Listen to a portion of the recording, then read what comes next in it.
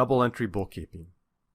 Businesses use a system called double entry bookkeeping to record their financial transactions. This system is believed to have been developed over 600 years ago. A personal checkbook is an example of a single entry bookkeeping system. Each time you record a payment or deposit, you write it down once and add or subtract the amount from your bank balance. Each entry will either increase cash or decrease cash. Take a look at this example. Let's say you have to pay rent. So you write down rent in the description. The rent costs $500, so you subtract $500 from your cash balance in your bank account. And if you start it with $700 in cash in your bank account and subtract the $500, you're left with $200. You then pay your utilities at a cost of $125, so you subtract the $125 from the $200. So now we have a running balance of $75 remaining. Then you get paid. $1,000 is deposited into your bank account, and now your cash balance is $1,000 plus $75 for $1,075. Pretty straightforward. But it's easy to make a mistake using single entry bookkeeping. This could result in the balance of money available to be incorrect. A business needs a system which will not have this potential for error, and a business has to categorize all of its transactions very carefully. Double entry bookkeeping solves these challenges. Double entry means that each item gets entered twice. Once to record the impact on cash, and once to record the category of the transaction. By recording the amounts twice in different subtotals, the system tracks finances more carefully and cross-checks the totals to make sure they're the same. This is similar to how a crossword puzzle requires letters to fit both down and across the puzzle. Here are 3 transactions recorded using double entry bookkeeping. Notice how each transaction has 2 entries, one to show the effect on cash and the other to show the effect on a related account. For example, when a business buys an office chair for $50, cash is reduced by the $50 used to pay for the chair. And assets, which is a type of a business account, are increased by $50 because the business now owns a chair valued at $50. An asset is an object of value, and that, in this case, is the chair. The business did not lose $50. It converted $50 of value from cash to an asset. Let's repeat that. When the business buys an office chair that's worth $50, they pay $50 in cash, which reduces their cash by $50, but they get something of value, an asset, in return, which is that chair. So now they're increased by that same $50 that they just paid out. In terms of total value, it's the same. It's zero. There's no difference. You gave 50 and received 50, but you recorded it in your counting system as shown in this table. So that's the office chair example. Let's take a look at selling a product. So a business sells a product to a customer who gives the business $100. So you increase your cash by $100. But you also have an account called a revenue account, sales revenue, which is increased by $100. This will become clearer later when we dive into accounting more deeply. Now let's say a business buys a product and it's going to resell that product later. So the business buys the product for $75 in cash, so we reduce cash by $75. And that increases the assets the business owns by the same $75. So they purchased something for $75 and received that same thing of value, of the same value of $75. So it balances in 2 different accounts, the cash account and whatever that other account is. In the case of the 3 examples we've seen here, the other account in some cases is assets, in other cases is revenue. We'll learn more about accounts later. So double entry bookkeeping reduces the possibility of error because if an amount is entered incorrectly, it might cause the accounting to unbalance, which can immediately be seen and corrected. Traditionally, bookkeeping was done using paper books and pen, but most businesses now use accounting software to save time and provide better reporting. Revenue and expenses. To understand the income statement, you must first understand some key definitions. Revenue or income. This is money earned by selling a product or service. You receive this money directly from end consumers, resellers, or distributors. Cost of goods sold, abbreviated as COGS. The cost to produce the products you have sold are recorded as COGS. For clarity, COGS is only for products that have been sold, not for products that are in inventory and not yet sold.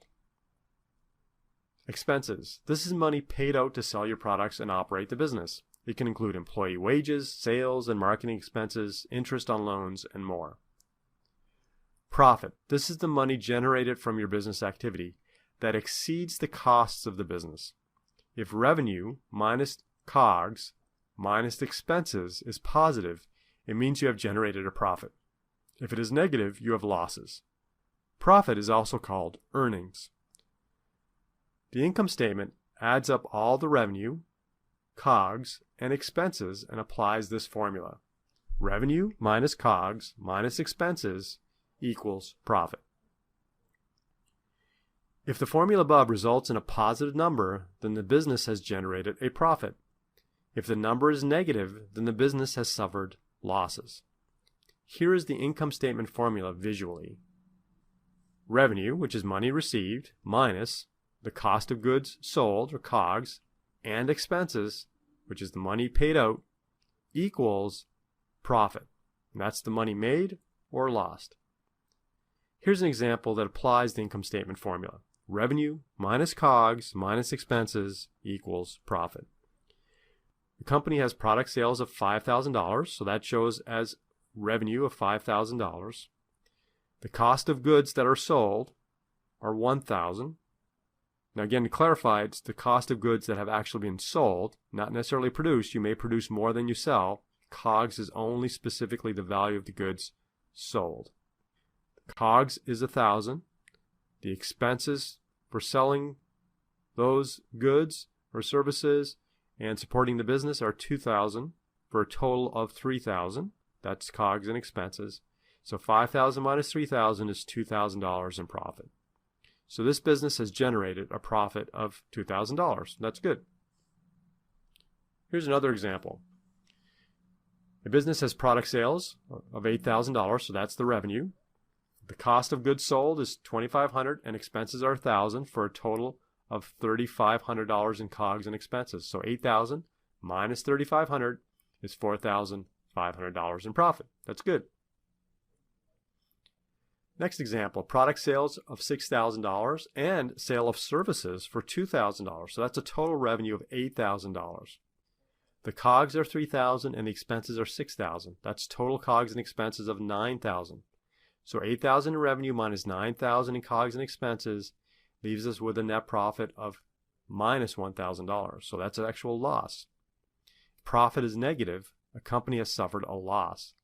Losses in accounting are sometimes shown with negative numbers or numbers in parentheses like this, minus 100 with a minus sign or 100 in parentheses. Both of these mean negative $100 or a loss of $100. Assets and liabilities. To understand a balance sheet, you must first understand some key definitions. An asset. This is something that a business owns. This could be cash, furniture, property, buildings, computer software, and more. Liability. This is something that a business owes.